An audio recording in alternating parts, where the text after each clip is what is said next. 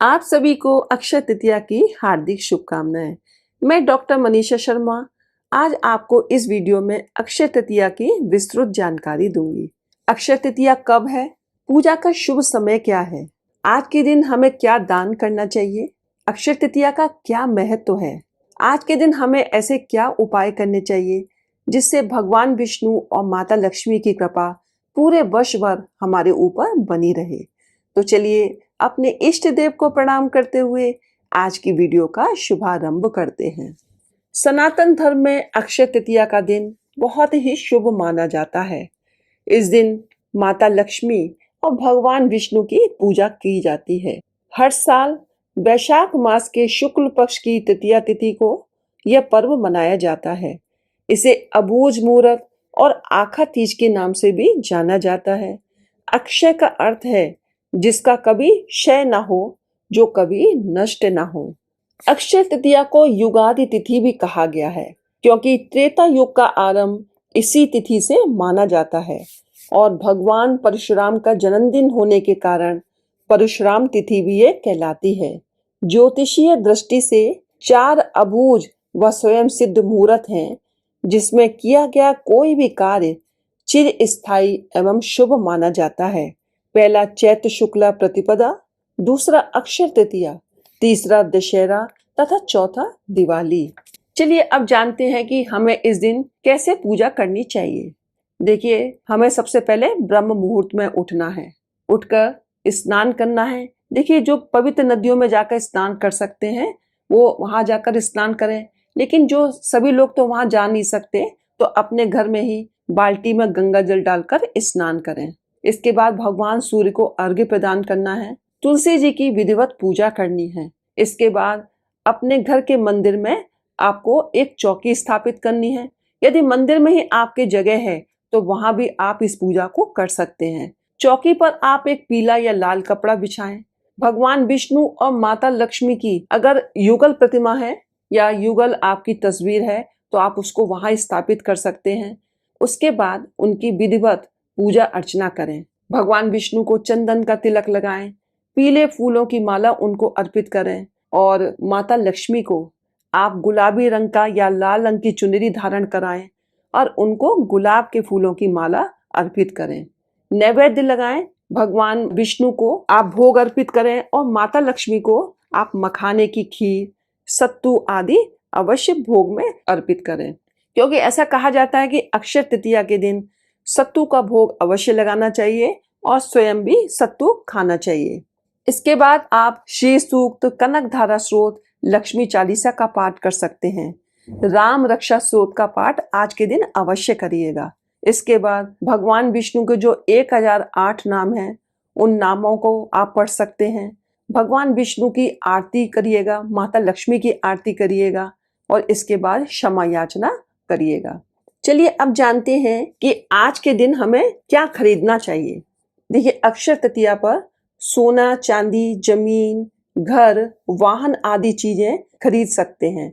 आज के दिन इन चीजों को खरीदने से माता लक्ष्मी का स्थायी वास रहता है, लेकिन सभी लोग सोना चांदी आदि नहीं खरीद सकते तो वो इसकी जगह माता लक्ष्मी की जो कौड़ियां होती हैं आज 11 कौड़ी खरीद सकते हैं। साबुत धनिया, साबुत हल्दी की गांठें, चने की दाल, चावल, दक्षिणावर्ती शंख, माता लक्ष्मी की चरण पादुका, चांदी का सिक्का, इस तरह की चीजें भी आप खरीद सकते हैं। आज के दिन कहा जाता है कि जौ अवश्य खरीदना चाहिए और उनका दान भी करना चाहिए। देखिए, आप जैसे अब जौ लाते हैं उसकी पहले पूजा करें, उसके बाद थोड़े से जौ आप गमले में बो दें और बाकी बचे हुए जौ का दान कर दें। गरीबों की मदद करना, दान करना आज के दिन अत्यंत शुभ माना जाता है। इस दिन छाता, गुड़, घड़ा, सत्तू, चप्पल, खाट आदि का दान करने की परंपरा है। ऐसा करने से आर्थिक मुश्किलें समाप्त होती हैं। दान लेकिन हमेशा अपनी सामर्थ्य के अनुसार करें। चलिए अब जानते हैं कि अक्षय तृतीया का महत्व क्या है। अक्षय तृतीया के दिन किए गए काम में खूब बरकत होती है और शुभ फल मिलता है, लेकिन यदि इस दिन कोई गलत काम किया जाए तो उसका परिणाम भी आपको गलत ही प्राप्त होता है। अतः आज के दिन को पूजा पाठ, मंत्र जाप, दान आदि दे करके गुजारना चाहिए।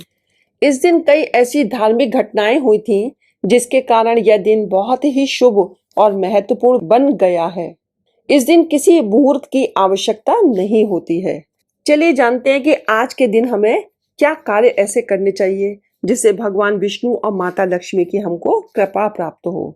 इस शुभ दिन पर भगवान कृष्ण को चंदन का लेप लगाते हैं, क्योंकि ऐसा माना जाता है कि ऐसा करने से साधक को स्वर्ग में प्रवेश मिल जाता है।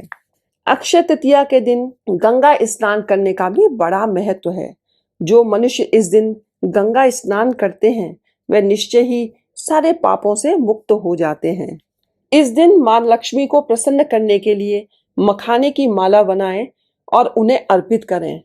ऐसा करने से मां लक्ष्मी अपने भक्तों की सभी मनोकामनाएं पूरी करती हैं। ओम श्रीम श्रीयै नमः का 5 या 11 माला जाप करें। 11 बार श्री सूक्त का पाठ करें। इस दिन 11 कौड़ियों को लाल कपड़े में बांधकर पूजा स्थान में रखें। देवी लक्ष्मी के समान ही कौड़ियां समुद्र से उत्पन्न हुई हैं। उन पर रोज केसर और हल्दी के साथ उनकी पूजा करें। इससे आर्थिक परेशानियों से मुक्ति मिलती है। आज के दिन एकाक्षी नारियल को आप पूजा घर में स्थापित करते हैं तो इससे देवी लक्ष्मी की आपको कृपा प्राप्त होती है।